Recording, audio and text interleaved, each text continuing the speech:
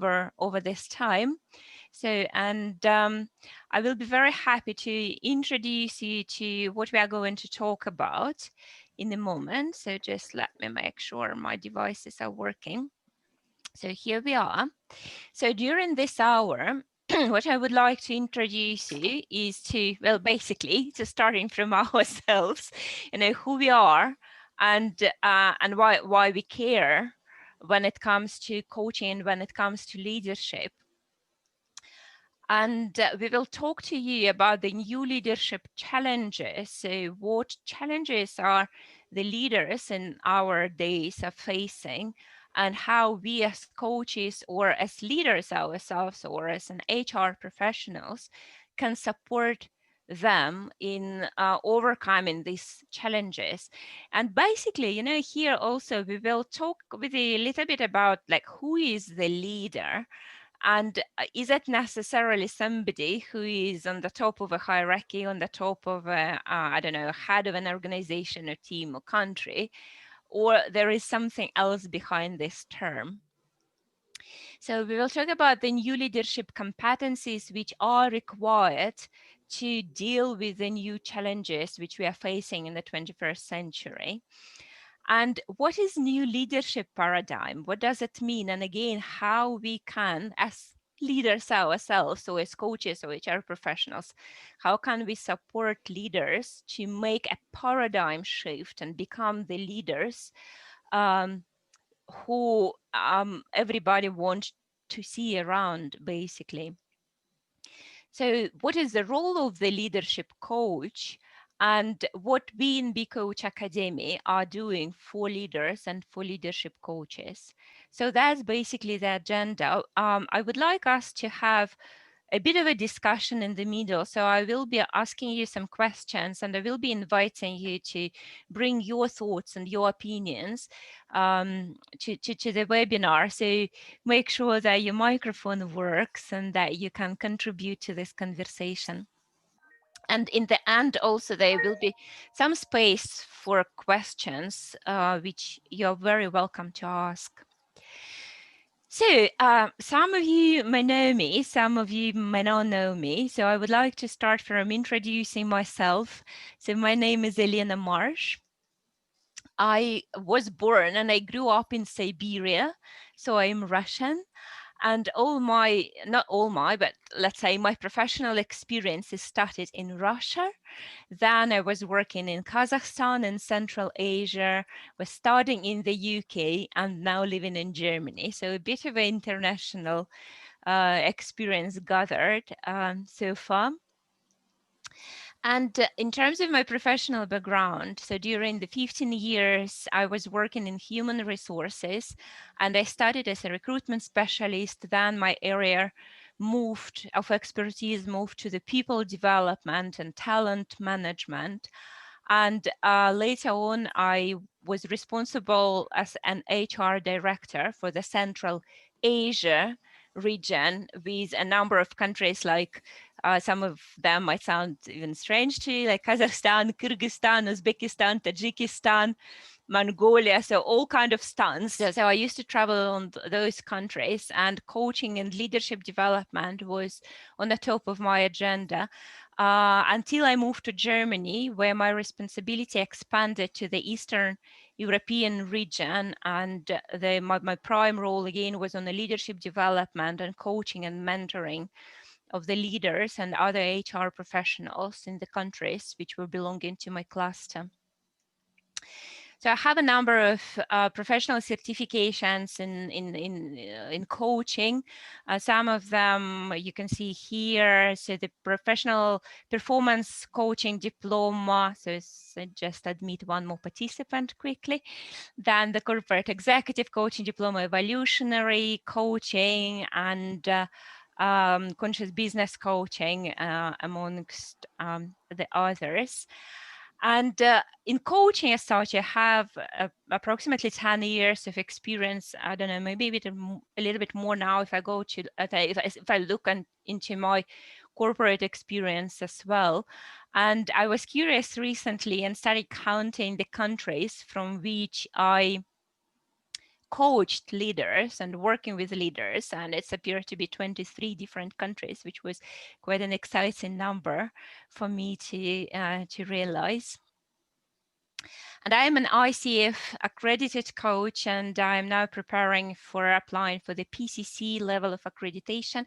I don't know if some of you are familiar with ICF, so it's an international coaching federation, a global body which is, let's say, promoting coaching and setting the standards of the coaching profession.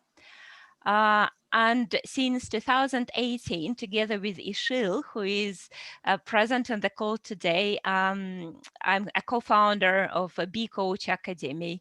And here we are hosting this webinar today. Today, it's lovely to have you all on the call.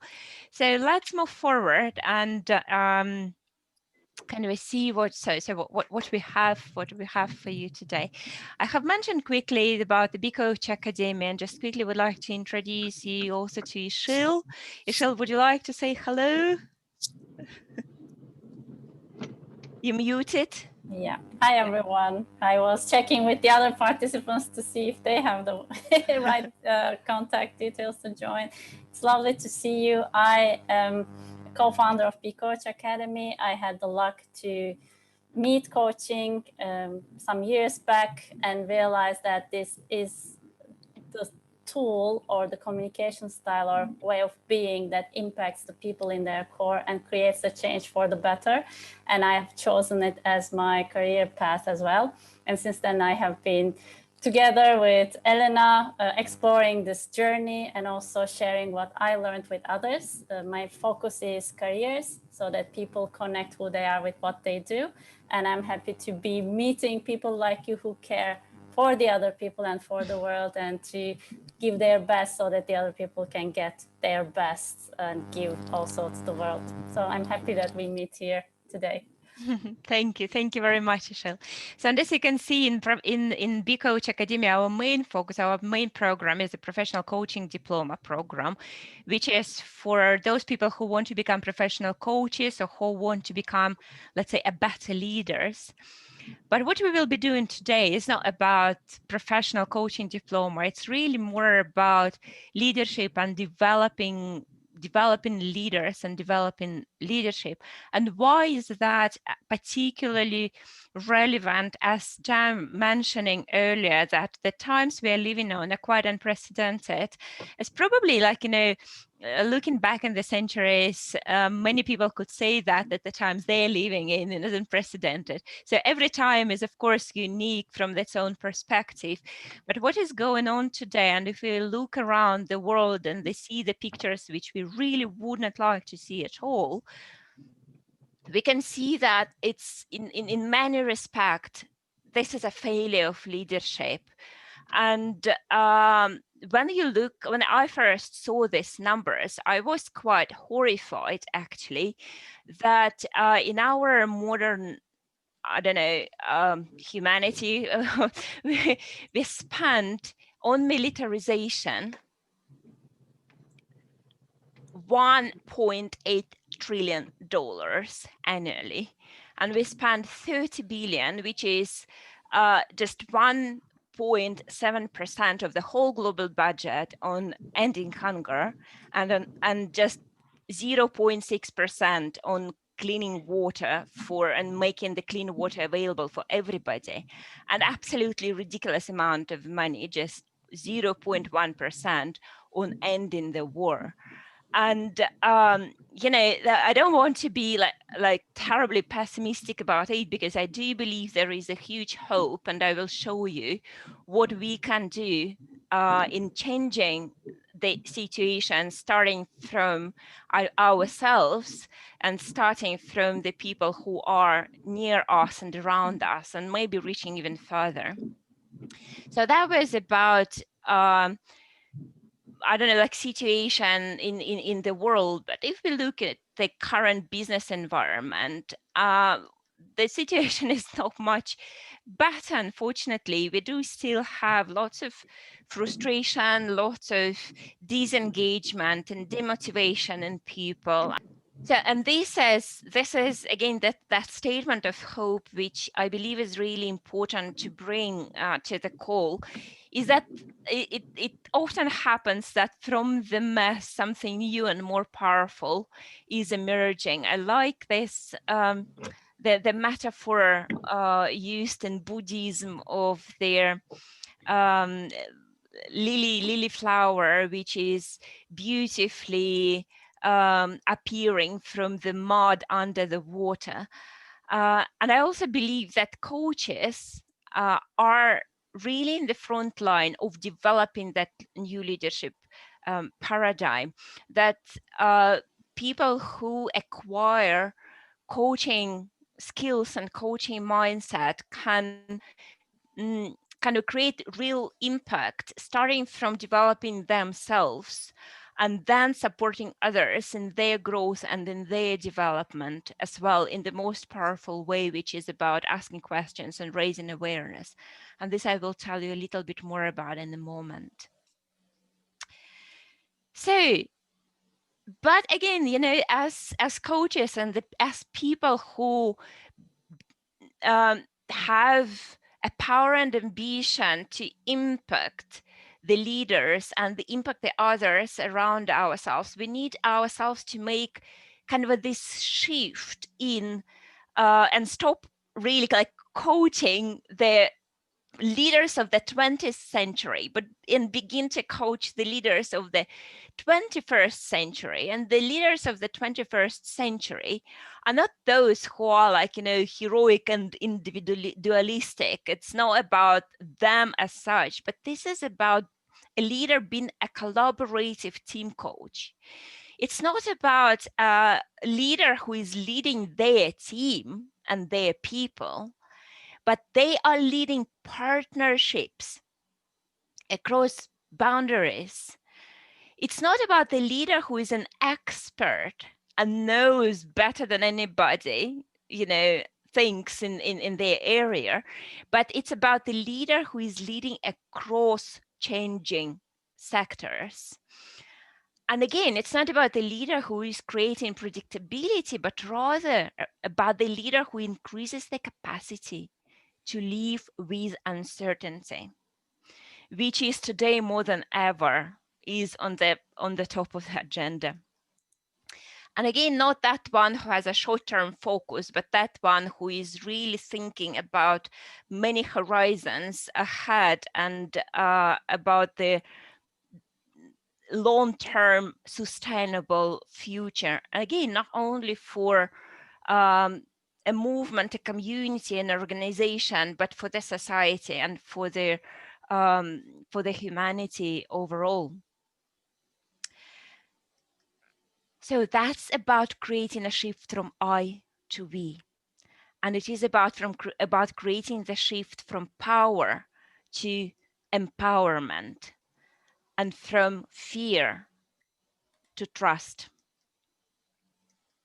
So let's have a look together. And here is the place where I would like you to come on stage and share with each other what challenges you see the leaders, including ourselves, are facing in the modern world. Yeah, so let's have a look. There are the things which I was thinking of and did some research about, support what you've been saying. So of course, the challenge is, again, the nature of the world which we are now living in. So this VUCA world, the world of volatility, uncertainty, complexity, and ambiguity. And, you know, somebody make a joke like it's not a VUCA, it's VUCOVID world now. So, and the COVID brought definitely the challenges which everybody need to deal with. The technological development, the rapid technological development is a challenge for many companies, many organizations, many people, and many employees. And yes, of course, the corporate culture. And again, I would love to have a possibility to have a deeper dive into that topic, but like, if we now look at the many organizations around us, we could see already the first little, I don't know how you call the signs of the development of the new culture, which is based on a very like beautiful, healthy values like trust, like development and growth and initiative and responsibility, etc. But at the same time, when we again look around, we still see lots and lots of examples of the culture where there is a bureaucracy, when there is an exploitation, work people working long hours, when there are lots of demands from top leadership coming to the people with a very little support, etc., etc.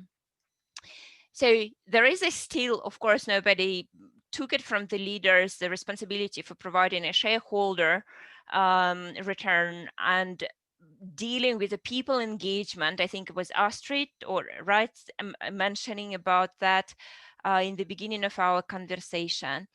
And when you want to have the people engaged and when you want your company to flourish, and at the same time you receive the directions around the cost reduction, that's also set of challenges to deal with.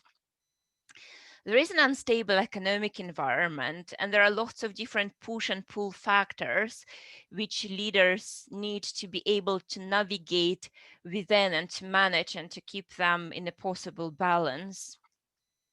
And there is a market competition. So those are just some of the challenges which leaders are experiencing. So these examples came from people who I'm working with, and I'm what topics they are bringing to the coaching sessions and to the conversations with me, but I'm pretty sure there are much more than that. But when we are talking about the equipment that leaders have to deal with these challenges, we can see that it's pretty old-fashioned equipment, which is ready to be redundant, really. So many companies, training companies, training solutions still offer people management skills and presentation skills, communication, managing performance, time management, delegation, organization skills, and even influencing skills and leadership skills. Not bad things to have. But the question is, do they address fully and deeply and sustainably the challenges which modern leaders experience? I believe that there is a different need now. There is a need for emotional intelligence, for managing diversity, for inspiring others, for coaching, for managing complexity. And there is a whole set of personal competencies that leaders do need to develop. That's about greater self-awareness. That's about courage and empathy and resilience and authenticity. This is about spiritual intelligence. So basically, when we are talking about the modern leadership equipment, that's about development of leadership from inside out. I recently had a beautiful conversation with a lady who is in the global leadership position, and I asked her this question, like, what challenges do you currently experience more often than in the old days? And she said, there is no such thing for me as an external challenge. My main challenge is how I respond to those external challenges. So these are things which I need to focus on. This is a thing which I need to work on. And I thought that was just so well said. So this is about the shift of consciousness and shift of the perception again from outside to inside. So let's have a look at leadership paradigm and at different type of leaders. So you know that most dictionaries define leader as someone who is on the top of a group or the movement, and they define the leadership from the position, from the role that the person plays. But this definition includes people like Mahatma Gandhi, Nelson Mandela, Winston Churchill, as well as Hitler, Mussolini, or Stalin. So how they all, like, from the perspective of a definition of leadership, they all are leaders, but I do really struggle to put them on one kind of equal line, because from the perspective of their actions, their moral principles, and the values they exhibited, they are very, very different. And it is also, they are also different from the perspective of how much their actions were centered around care and trust or around fear. I believe that to survive and to prosper in 21st century, businesses will need to develop a new leadership paradigm, one that embraces their global common good rather than individual self-interest. So this paradigm is really based on vision-guided and values-driven leadership that targets not only the success of the organization, the company, but also the well-being of all stakeholders, including employees and customers, investors, partners, society, and the environment. So it is nothing less than full spectrum sustainability. I want now to introduce you the model which called 7 levels of leadership consciousness. And this model was developed by a man called Richard Barrett. And I like what he says about leadership. He says that you don't need followers to be a leader. You just need to be able to face and overcome your fears. First and foremost, you must be able to lead yourself before you can lead others. So let's have a look at the model of leadership consciousness. This model was developed first. Let's say there are different levels of this model. The first level, it is about our psychological development, is how we psychologically grow and develop and evolve during our lifetime. Then it's about how our consciousness is evolving and how the evolution of our consciousness is represented in a leadership role, and also how the evolution of our consciousness is represented in the culture of the organization, in the culture of a society, and in the culture of the whole humanity. So today we will not be looking at all these differences in terms of the 7 levels of consciousness, but more in terms of the leadership in particular. So the leader who is primarily focused on the first level of consciousness is called crisis manager. And there are some positive signs of it. So the person is able to manage adversity and they're willing to take charge. But the kind of the other side of the coin, that they have a tendency to be dictatorial and to put too much control around them. So their main focus is on profit and on shareholder value. The manager, I would not even call them leaders, so you will see they're called managers here, is a relationship manager, that one who has values and who is acting from with the values of the second level of consciousness. And their main focus is on kind of relationships in the organization, and they are very good at communication and they care about the customers and the suppliers. But the backside of the person who got stuck on this second level of consciousness, the leader who got stuck on the second level of consciousness, is the manipulation and blame and the desire to be liked, like, they're taking care too much of their personal image. So this is why they are blaming others and manipulating others. The leader who is acting primarily from the third level of consciousness, called performance manager. And here they are main focused again on performance, on being the best and developing the best practices. And it's about productivity and efficiency and quality. But again, there is, a backside of a coin.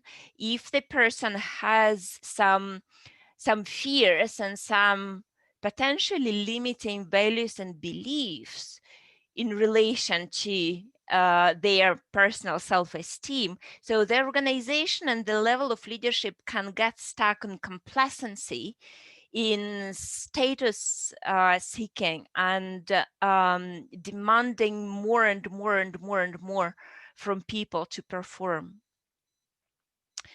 The fourth level, called leader, who is a facilitator and influencer. So look at the difference. So the main focus of a leader who acts from the fourth level of consciousness is on continuous renewal.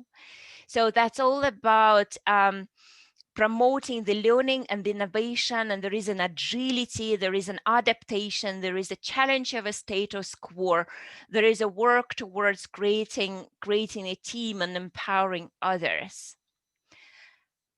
The leader from the fifth level of consciousness is an inspirational leader, and their focus again move on creating a creative culture with a positive environment where people come together driven by shared vision and shared values. The leader partner and mentor is that leader who operates from the sixth level of consciousness. And their focus is really on bringing not just people of their organizations together, but building strategic alliances, going beyond the boundaries of the organization and maybe even beyond the boundaries of their sector. They are believing that they can achieve more and they can achieve better if they create a bigger network based on a win-win solutions and a real partnership. So they are taking care of environmental stewardship and building these strategic alliances. And the visionary leader is the leader who really thinks about the long-term perspective, about the future generation, and for whom ethics and the ethical part of a business is becoming really, really important. So their prime focus is on service to humanity. So my question to you will be, when we look around, when you look in the organization, when you look at other companies which you, I don't know, or other leaders who you know, if you look at the different countries and the leaders who are leading those countries, where do you think the consciousness of the modern leadership is accumulated primarily? What are your thoughts on that? Absolutely. So the point here is not to move to the seventh level of consciousness or to the sixth level of consciousness, but to be a full spectrum leader who is focusing on financial safety of the organization, on the relationship with customers and stakeholders, on the best practices, on people growth and development, on creating a vision and values, and so on and so on, without fears attached to the first three levels of consciousness, that it's never enough, that it's never good enough.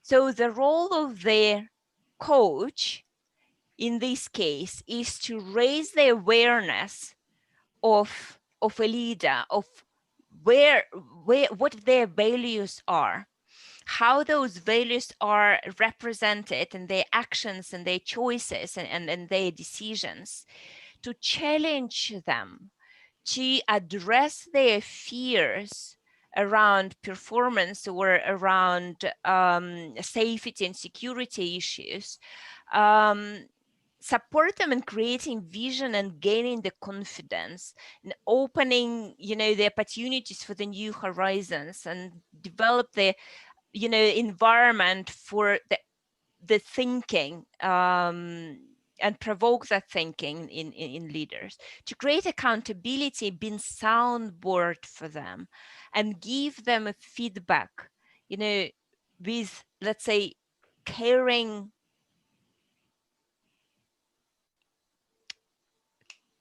how to say, with a caring honesty, which we would call like radical candor here. Um, for leaders, as Astrid, as you said in the beginning, this shift is not so easy to make. They need to have a support. They need to have, again, somebody who will show them where they need to go, like bringing some light into that.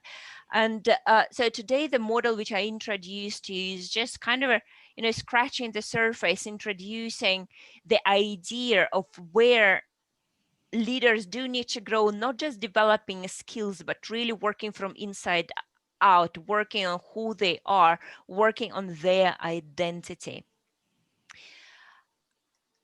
In Big Coach Academy, we will start the program where we will be having a much deeper dive into these topics, and also where the coaches and leaders themselves and the HR professionals will be equipped with different tools and techniques to address that needs in which how to not needs, but to address really that way in which leaders do need to grow and do need to develop. This program will be a 6 weeks program, which will start in November from the Leaf training weekend, and will be full of practice and full of feedback from the trainers and from the peer coaches. Just one example I decided to bring to our call from the student who participated in this program last year. She said that it's exceeded her expectations, that she acquired a great deal of techniques, and the program contained a lot of interactive exercises and practical examples, and we enjoyed a very collaborative and open atmosphere. And she left the program with a deep feeling of having made the right decision and the right investment, and can strongly recommend it to anybody who would like to grow and develop new skills in this area. So I would like to thank you very much for being here today, and I really hope that there was an important, piece of information or a seed which you are taking with you, and you will start or will continue, nurturing and flourishing it and growing as a leader yourself in order to be able to impact others.